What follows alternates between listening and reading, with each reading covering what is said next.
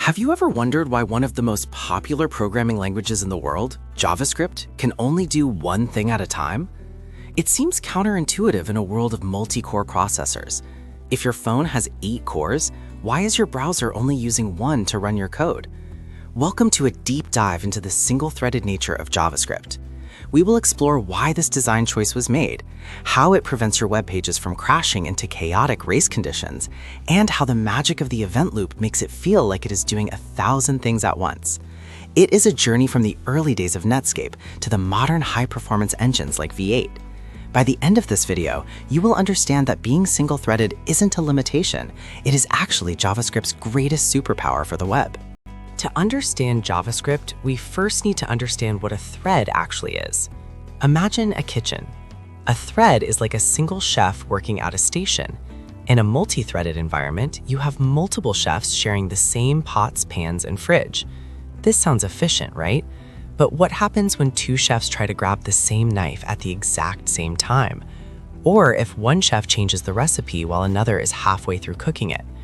This is the complexity of shared memory. In JavaScript's world, there's only one chef. This chef handles every order that comes in, one by one. This might sound slow, but it eliminates a massive category of bugs called concurrency issues. The chef doesn't have to worry about anyone else messing with their ingredients while they are chopping. It is predictable, stable, and simple to reason about. Now, let's talk about the DOM, the Document Object Model. This is the tree structure of your website. Imagine if JavaScript were multi-threaded. Thread A might be trying to delete a button because a user clicked remove, while thread B is trying to change the color of that exact same button. Which one wins?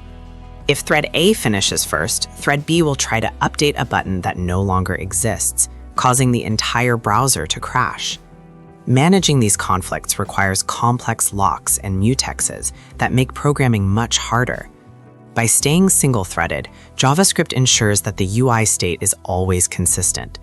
One script runs, finishes its work, and only then can the next piece of code touch the DOM. This design was a deliberate choice by Brendan Eich when he created JavaScript to keep the language accessible and stable for the web. So if JavaScript is single-threaded, why doesn't the browser freeze every time you fetch data from a server? The secret is that while the JavaScript engine is single-threaded, the environment, the browser, is not. When you make an API call, JavaScript doesn't sit there waiting. It hands the task off to the browser's web APIs. These are separate processes running in the background. Once the data comes back, the browser places a callback into something called the task queue. This is where the event loop comes in. The event loop is like a constant watcher. It looks at the call stack, and if it is empty, it takes the first task from the queue and pushes it onto the stack to be executed. It is a continuous cycle. Check the stack, check the queue, repeat. This allows JavaScript to handle heavy I/O tasks without ever blocking the main thread. Let us look closer at the call stack. Think of it as a stack of trays. Every time you call a function, a new tray is placed on top. When the function finishes, the tray is removed. Because there is only one stack, JavaScript can only execute the function on the very top. This is the definition of synchronous execution. If you run a massive loop that takes 10 seconds, the stack is blocked. Nothing else can happen. The user cannot click buttons, animations freeze, and the browser might even show a page unresponsive warning. This is why we say, don't block the main thread. To keep web apps smooth, we break long tasks into smaller pieces or use asynchronous patterns. By understanding that the stack is the only place where code actually runs, you can write much more performant and responsive applications. What about the future? Is JavaScript forever trapped in a single thread? Not exactly. Enter web workers. Web workers allow you to run JavaScript in the background on a separate thread from the main UI thread.